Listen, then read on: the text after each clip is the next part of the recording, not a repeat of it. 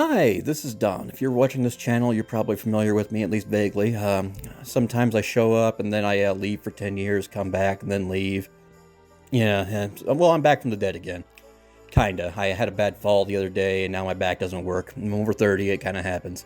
And being over 30, I'm closer to dead than alive, closer to the spirit world, in other words.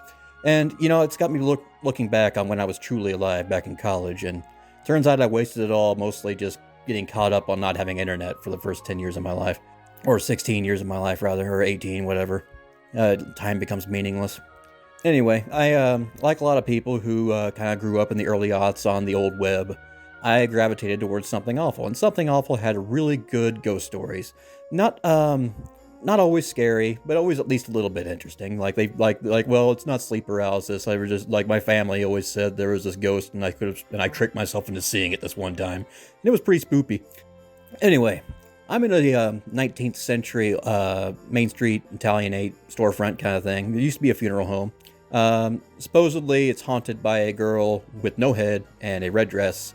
And I saw a girl with a blue dress walk by with no head, but, wrong color. So, I'm not too worried. I am, however, feeling a little nostalgic because I'm lonely. I don't have, my friends aren't here right now. And it's hard to get together these days. So I'm going back through some of the old stories that I used to read on Something Awful.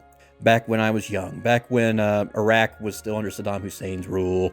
And America had some semblance of hope. Like, we were killing it pretty fast, but we hadn't killed it yet. And anyway, so this story is by a forums user named Kaiju. And the title is The Second Floor of Doom. Here is my weak narration. Since I was in 3rd grade, I was best friends with a guy named Chris. He lived with his mother and his grandparents in an old family home, a 3-story farmhouse. The house had a strange rule. No one was allowed in the 2nd story. Ever. The reason for this? It was haunted. The bedrooms were on the 3rd floor, so every time we go up there, we'd play to stop on the landing for the 2nd floor and see who could hang out there the longest without getting freaked out. So, if you hang out on that 2nd floor landing long enough, the doors begin to rattle in their frames. Whatever you could see from the landing was a long hallway, 3 doors on the right, a bank of windows on the left with the blinds drawn, and this was a source of entertainment for years. We would always just tell ghost stories about living on the 3rd floor and hearing noises from the locked rooms on the floor below us. Scratching on the ceiling, banging, voices. One summer, we repeatedly ran down the 2nd floor hall to see who could get to the end. We'd turn the last doorknob and get back before being grabbed by ghosts. The doors were all locked. None of them were supposed to open. We stopped doing this one night. I slipped over and we yanked open one of the doors to find a dark, empty room. We heard a cacophony of horrible sounds, scratching, babbling, whatnot, and I swore I saw something moving in the shadows. We both freaked out and ran downstairs. His grandfather was extremely pissed that he had to go up and close the door. He came down from the 2nd floor, pale as a dying man, and wound up walking slowly outside and tossing the room key, this gnarly old skeleton key, into the woods. The 2nd floor lost all its allure in the 6th grade when his grandfather was found dead, half in and half out of one of those rooms on the 2nd floor. Rooms that were supposed to be locked forever. From that day on, we stopped fucking around in there, and his mother and grandmother nailed those doors shut. But after that, things got worse.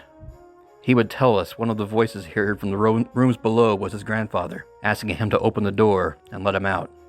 By the time we got into high school, he started to unravel. We didn't hang out much.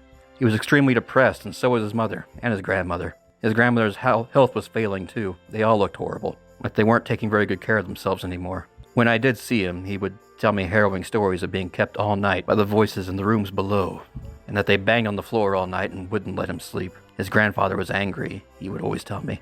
In the spring of our sophomore year, he stopped coming to school. I was trying to check up on him, but his mother wouldn't let me talk to him. I went by his house one day, and she told me through a crack in the door that he couldn't be my friend anymore and that I should stay away.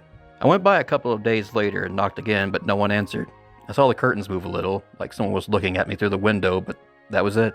A few days later, I went by again. I found that no one lived there anymore. The blinds and curtains were pulled and the place was empty. I never found out what happened to him or his family.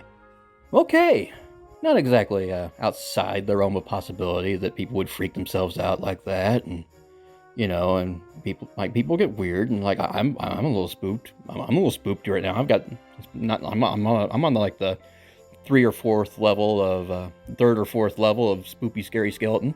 course, I'm in a funeral home right now, and you're probably in a college dorm or at home with your loving wife, or, you know, playing video games and like listening to this in the background, or maybe the YouTube algorithm just like dicked you over, and now I'm here. How about that? But yeah, I like these. Like these stories. I like the way they're presented. Like there's no Bigfoot investigator, there's no action hero, there's just a little bit of mystery, and it takes place in high school when we were all young. This guy's probably dead though, because he was even older than me. Maybe we'll see him later. Hi, Kaiju.